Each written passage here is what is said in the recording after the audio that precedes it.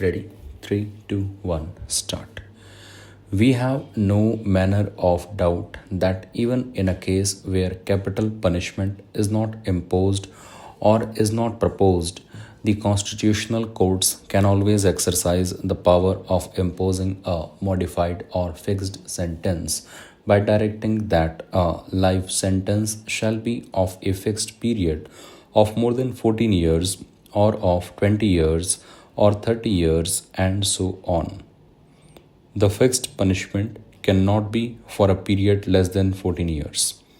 A journey through the cases set out herein above shows that the circumstances which the court considers while deciding commutation of penalty from death to life imprisonment have a large bearing in deciding the number of years of compulsory imprisonment without remission. In the process of arriving at the number of years for deciding the period of life imprisonment, the convict will have to undergo the period before which the remission powers could be used, and there is the need to consider about some of the relevant factors, and the courts should bear those factors in mind. The first and foremost factor is about the number of deceased who are victims of that crime and their age and gender, as well as the nature of injuries and the motive for which the offense was committed. It has also to be seen whether the offense was committed when the convict was on bail in another case. The relationship between the offender and the victim is also important because there can be the case of the abuse of trust. In some of the cases, if the convict is released, then it would be a menace to the society. Some of the positive factors have been about the age of the convict, reformation of convict, the convict not being a professional killer, socio-economic condition of the accused, etc.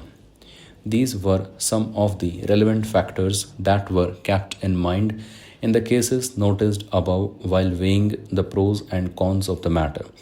This reference to the Constitution bench raises a question in regard to the validity of capital punishment for murder provided in Section 302 of Indian Penal Code. In view of the ratio, the courts below were not competent to impose the extreme penalty of death on the appellant.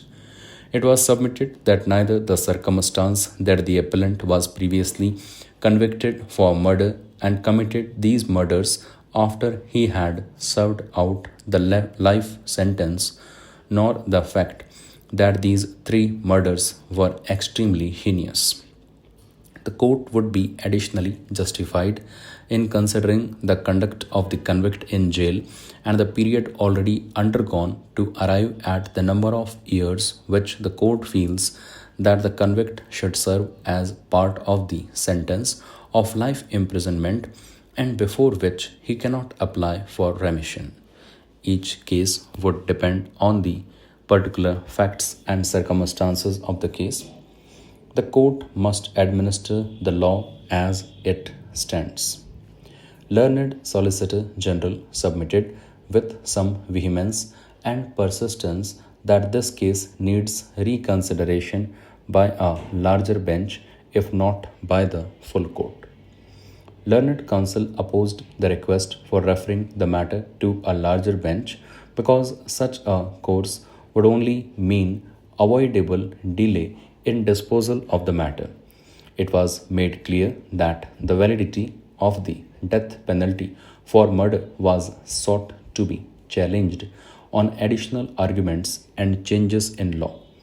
In some cases, the imposition of death may not be warranted, and while deciding so, the interest of the society at large or all other relevant factors should be kept in mind because they cannot be put in any straitjacket formula.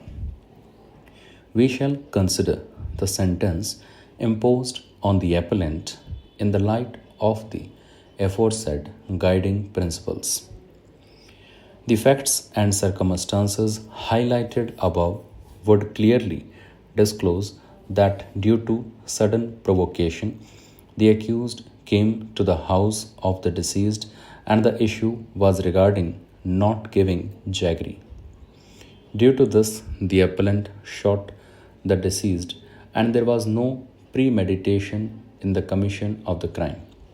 Certificate received from the jailer, District Jail, Haridwar, reveals that the appellant has undergone the sentence for a period of 13 years, 6 months, and 20 days without remission, and the total sentence of 17 years, 1 month, and 9 days, and he has good conduct during this period.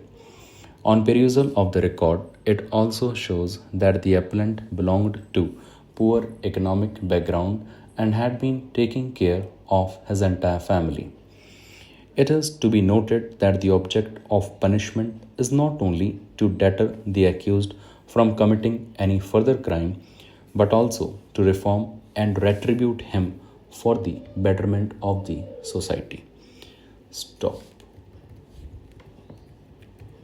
ये हमने 128 की speed से लिखा है 100